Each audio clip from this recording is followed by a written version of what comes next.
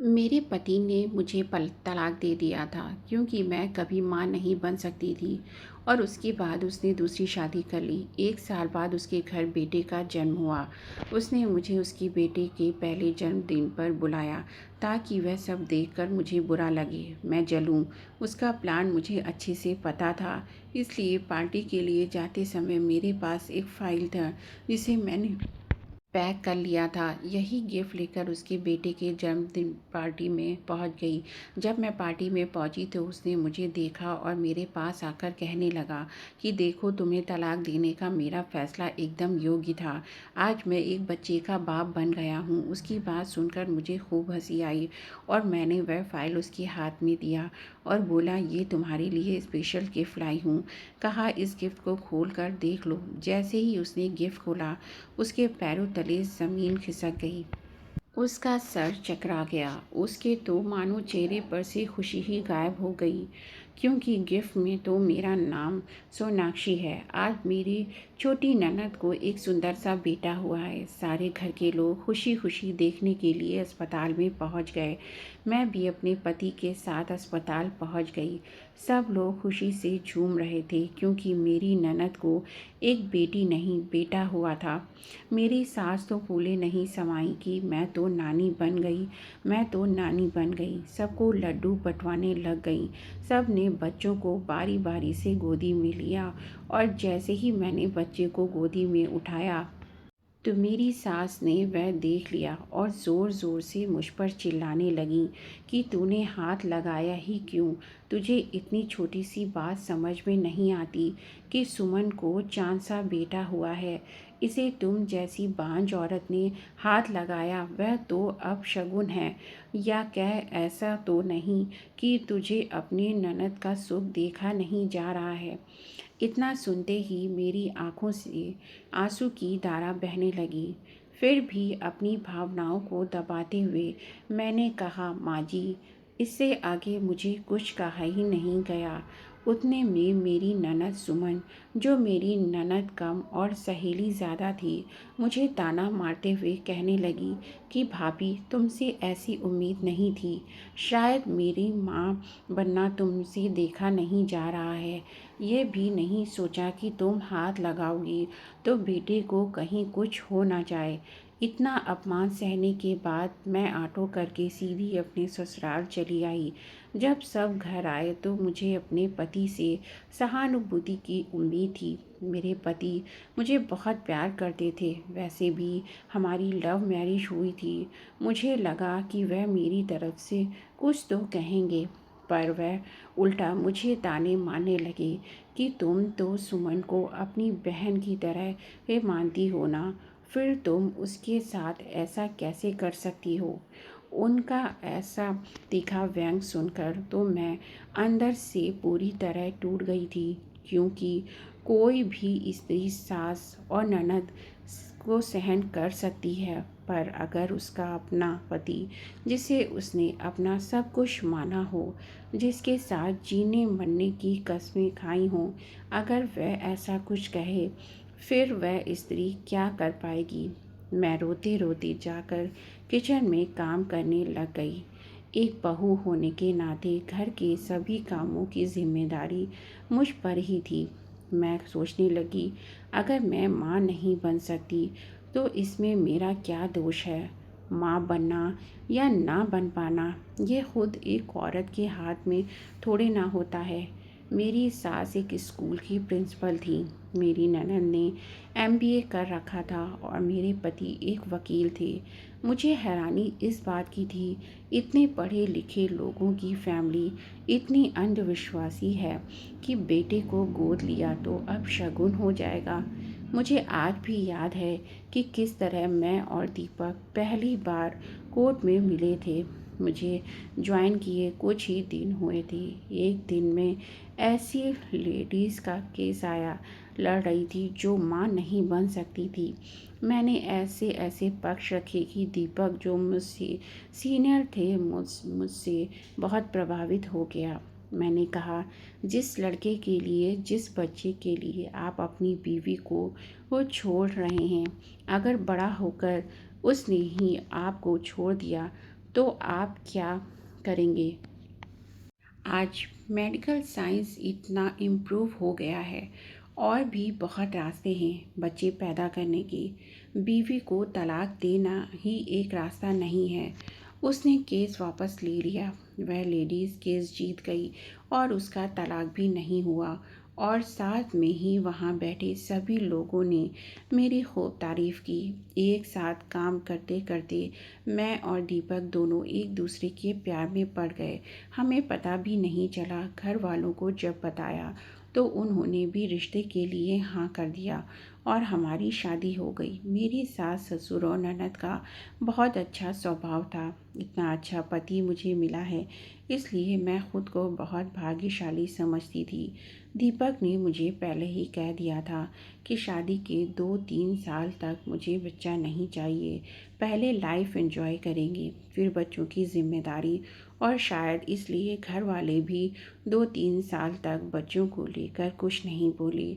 लेकिन शादी को 5 साल होते ही घर के लोग ताने मारने लगे। घर के सदस्य और रिश्तेदार मेरे पीठ पीछे मुझे बात कहने लगे। मुझे बच्चा नहीं हो रहा था, इसलिए दीपक मुझे पहले कुछ नहीं बोला, पर अब वह भी मुझसे कटा कटा रहने लगा। वह बस वकील होने के नाते मुझसे अपने केस में मेरी राय लेते। ऐसा लगता ही नहीं था कि हम दोनों पति पत्नी हैं और एक ही घर में रहते थे, परायों की तरह। पर मैं अपना दुख बताऊं तो कैसे बताऊं? कौन मुझे समझेगा? देखते देखते आज हमारी शादी के 9 साल हो गए। मैं सुबह बहुत खुश थी। मैंने दीपक के पसंद का नाश्ता और लंच तैयार किया था और अपने काम से भी मैंने छुट्टी ले रखी थी। मैंने बोल रखा था कि मेरी तबीयत सही नहीं है। फिर जब वह रात को काम से लौट के आया तो मैं उसे सरप्राइज़ देना चाहती थी। मैंने उसे एक जगह बुलाया। वह वहाँ पहुँचा तो चौंक गया। वह हम दोनों का फेवरेट रेस्टोरेंट था, जहाँ पर हम लोग शादी से पहले मिला करते थे। पुरानी यादें ताज़ा हो गई तो शायद वह फिर से पहले जैसा हो जाएगा। उसने बोला, यहाँ पर तुमने क्यों बुलाया? मैंने उसकी मनपसंद का सारा खाना ऑर्डर दे रखा था, पर पूरा टेबल मैंने सजवा रखा था। मेरा कैंडल लाइट डिनर करने का प्लान था। मैं उसकी फेवरेट रेड कलर की साड़ी पहन के आई थी। मैंने सोचा ये सब देखकर वह बहुत खुश हो जाएगा और जब वह मुझे विश करेगा मैं उसे बच्चा गोद लेने के लिए मना लूँगी। पर वह विश करना तो दूर, वह वहाँ पर बैठा ही नहीं, चुपचाप घर चला आया। मुझे लगा शायद वह भी मुझे कुछ सरप्राइज़ देना चाहता होगा।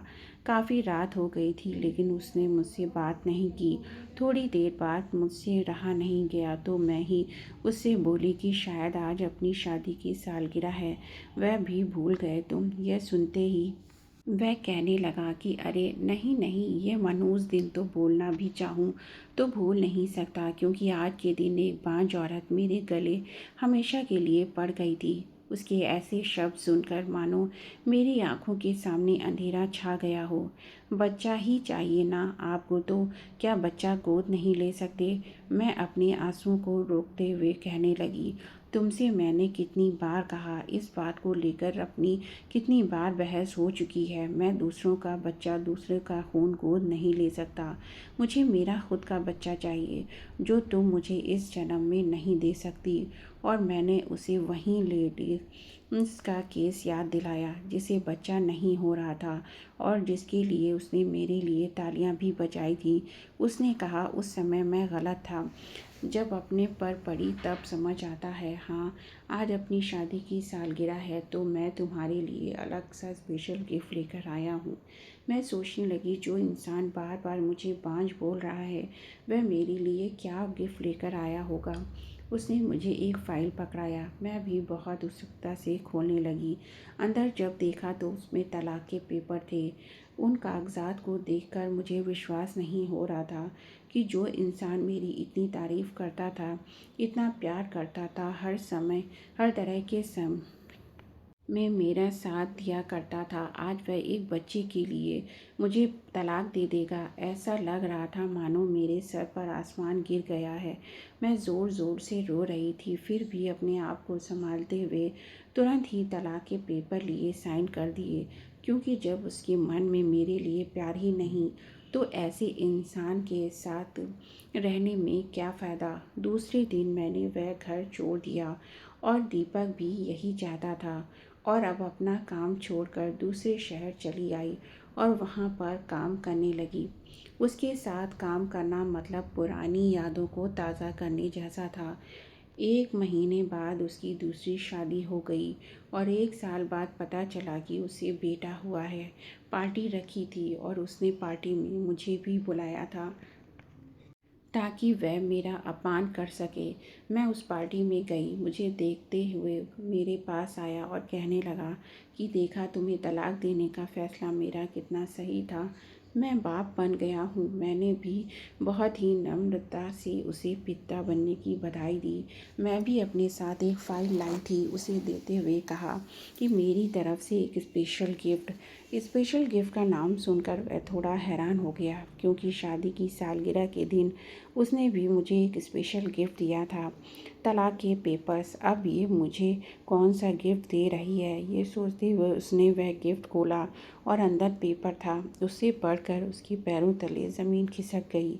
दिसंबर की ठंड में पूरा शरीर पसीने से भीग गया था, क्योंकि उस पेपर के अंदर उसकी मेडिकल रिपोर्ट लिखी हुई थी और उसमें साफ साफ लिखा था कि वह कभी बाप नहीं बन सकता। वह अपनी पत्नी की तरफ देखने लगा और उसकी झुकी नज़र ने सब कुछ एकदम शीशे की तरह साफ कर दिया था। मैंने उससे कहा कि अब तुम्हें तय करना है कि तुम्हें दूसरे का बच्चा, दूसरे का खून गोद लेना है या नहीं। ऐसा कहकर मैं वहाँ से चली गई। दूसरे दिन वह और उसकी माँ मेरे घर आई। दोनों को कुछ समझ नहीं आ रहा था कि क्या कहा जाए। फिर वह कहने लगी कि ये मेडिकल रिपोर्ट। मैंने उसे बताया कि तुम्हें याद है, हम दोनों ने मेडिकल चेकअप करवाया था और किसी काम की वजह से तुम रिपोर्ट लाने नहीं जा पाए। फिर मैं अकेले ही गई थी। दीपक कहने लगा कि हाँ हाँ, और फिर घर आने के बाद तुमने कहा कि कमी तुम में है। फिर तुम झूठ क्यों बोली? क्यों इतने दिनों तक सभी के ताने सुने? क्या ज़रूरत है तुम्हें झूठ बोलने की? मैंने कहा क्योंकि मैं तुमसे सच्चा प्यार करती थी। मुझे लगा कि जब तुम्हें सच पता चलेगा तो तुम इस बात को सहन नहीं कर पाओगे और अंदर से पूरी तरह से टूट जाओगे। मैं तुम्हें ऐसी हालत में नहीं देख सकती थी। मेरा क्या था, मेरी तो आदत थी ताने सुनने की। इस बात को लेकर मुझे सभी के ताने सुनने की आदत हो गई थी, पर जब तुम मुझे सुनाने लगे फिर मुझसे सहन नहीं हुआ। दीपक कहने लगा कि तो मैं जब तुम्हें तलाक के पेपर दिए तब क्यों सच नहीं बताया? दीपक, गलती मेरी है जो मैंने तुमसे इतना प्यार किया, इतना विश्वास किया। चाहे कोई भी कुछ भी कहे, तुम मुझे अकेला नहीं छोड़ सकते। जब तुम्हारा ही प्यार ख़त्म हो गया था तो साथ रहकर भी क्या होता। मैं चाहती तो तुम्हें कोर्ट में घसीट सकती थी और मुझे इसके लिए तुमसे पैसे भी मिलते, लेकिन मैंने ऐसा नहीं किया क्योंकि मैं तुम्हारी इज्जत को उछालना नहीं चाहती थी। मैंने तो तुम्हें तलाक नहीं दिया, मैं तो बच्चा गोद लेना चाहती थी। तुम्हारी दूसरी बीवी तुम्हें छोड़कर क्यों नहीं चली गई? वह तो अब तलाक दे सकती है क्योंकि तुम बाप नहीं बन सकते हो। सच्चाई जानकर भी वह तुम्हारे साथ है, अपना प्यार निभा रही है ना। औरतें जब ऐसा कर सकती हैं तो मर्द क्यों नहीं? मेरी सास मुझसे कहने लगी कि हमसे गलती हो गई बहू, हो सके तो हमें माफ़ कर दो और सब कुछ भुलाकर हमारे साथ अपने घर चलो। तब मैंने उनसे कहा कि बात माफ़ करने या ना करने की नहीं है, बात स्वाभिमान की है और अब मैं उस घर में पैर नहीं रख सकती। अगले महीने मेरी शादी है और मैंने जो तुम्हें स्पेशल गिफ्ट दिया क्योंकि मुझे देखना था कि ये सब जानकर तुम दूसरे का बच्चा, दूसरे का खून गोद लेते हो या नहीं। क्योंकि जब मैंने कहा था तब तुमने साफ मना कर दिया था और इससे एक बात पता चल गई कि पुरुष हमेशा ही खुद के कर्तव्य बड़े होने का दिखावा करते हैं। भोली भाली औरतों को हमेशा दिखाने की कोशिश करते हैं, पर कभी एक पुरुष में भी हो सकती है जो पुरुष अहंकार के कारण एक स्त्री का त्याग करता है उसे भगवान भी माफ़ नहीं करते। जब तक उन्हें सच्चाई का पता चलता है तब तक बहुत देर हो जाती है। दोस्तों, जीवन जीते हुए कभी भी किसी के साथ अन्याय नहीं करना चाहिए। अगर खुद पर अन्याय होता है उसे सहन भी मत करिए। इस कहानी को शेयर करिए और पति पत्नी के अटूट रिश्ते ये टूटने मत दीजिए।